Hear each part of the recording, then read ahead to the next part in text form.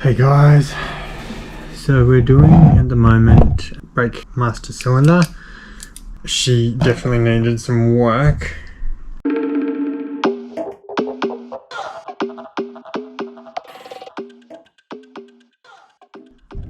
I've noticed the switch, it's not rebounding enough, and that plane itself is actually what's stopping the brake light from turning off. So yeah, it's not going to pass with that element, so I need to clean this up and get it so that taking it off the bike, which essentially was taking the mirror off. Here, taking the bolt off from here, which has your feeder down into the caliper. And the fluid itself looked pretty grotty as well, so it's probably not a bad idea to flush it out anyway. So as you can see, the condition underneath is something to be desired.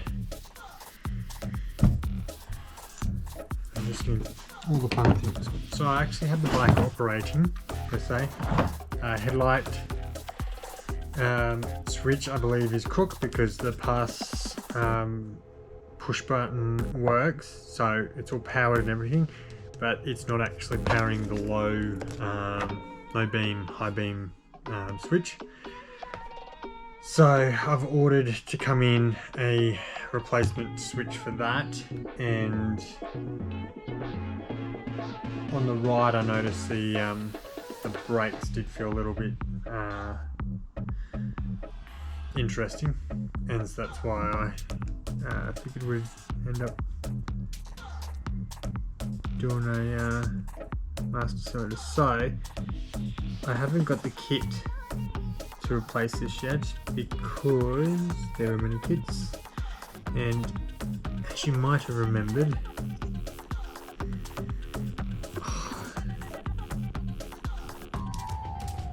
originally the wrong kit was ordered for the carby, so I figured if I actually get this open first and clean the components and see what we're up against. Oh, this is deteriorated very badly again. Yeah, I figured if we did that route, I could then make sure when I order the part, I'll probably lapse this. So you can see it pulling apart and then putting back together,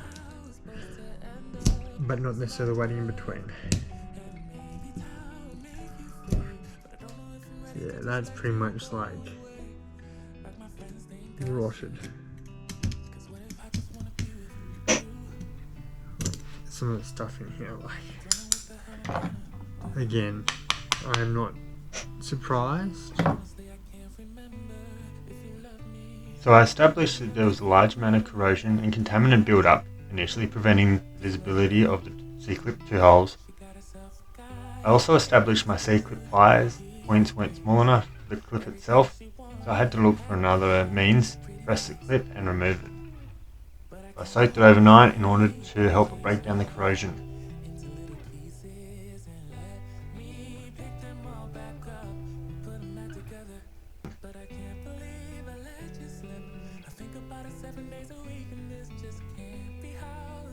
The amount of dirty fluid in the top reservoir, I decided I would inspect the brake calipers also. The bike itself seems like the 88,000 kilometers it lived over the last 30 years. It had ended on a rougher note with the care and maintenance.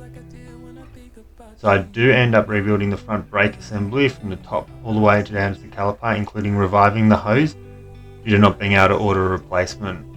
I cleaned this one up instead.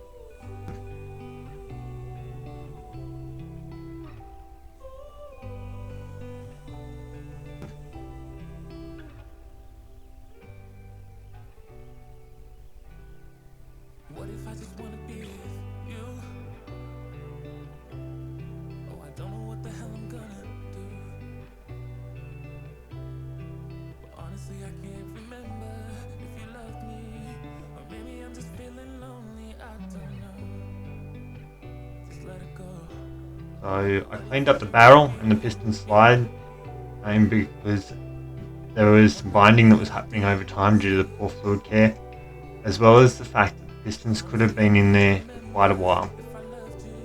The main problem with not maintaining your brake fluid and the quality is that the braking response can become compromised, which you see when I did this before and after. It was very spongy and lacked responsiveness, which I'd read that CB250s were known for, but when I needed to actively use my rear brake for stopping, that was a red flag that something wasn't right on the front brake. When cleaning the alloys, make sure to use gentle movement or a gentle brush, as you can cause damage, especially in those channels and stuff. You don't want to end up making passages that shouldn't be there.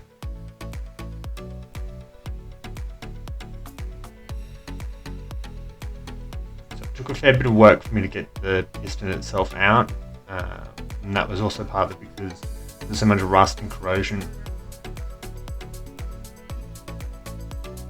But I was able to get it out, and as you can see, it's very gritty, which this was causing it to bind up. It was also likely because it hasn't been serviced in a long time, let alone the fluid changed.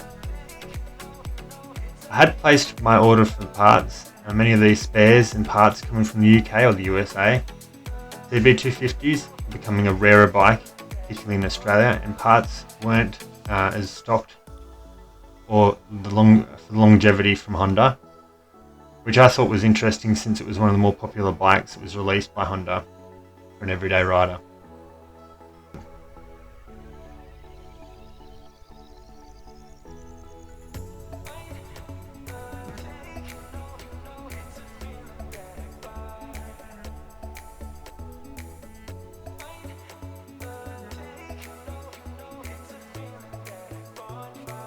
I tried to clean up all the little passageways and all the little corners because there was so much gunk.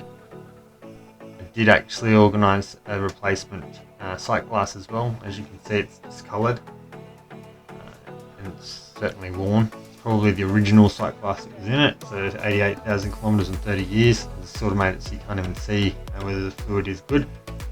So I've ordered a new one, and if you want to do a facelift, I will show you how you do the sight glass. It was actually really simple, and it's a really good way just to not have to replace the whole master cylinder, but just to give it a facelift. For obtaining the roadworthy, the inspections are more so focused on the safety elements, more so than they are for the operational element. Ensuring that the lights are all functioning, the brakes work, and tyres aren't bald or deteriorated, etc.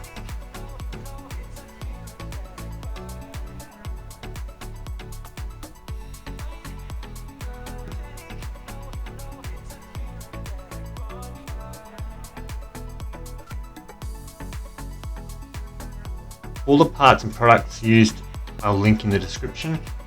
If you've enjoyed this video, give it a thumbs up. If you have any suggestions or questions about the bike or the build, chuck it in the comments.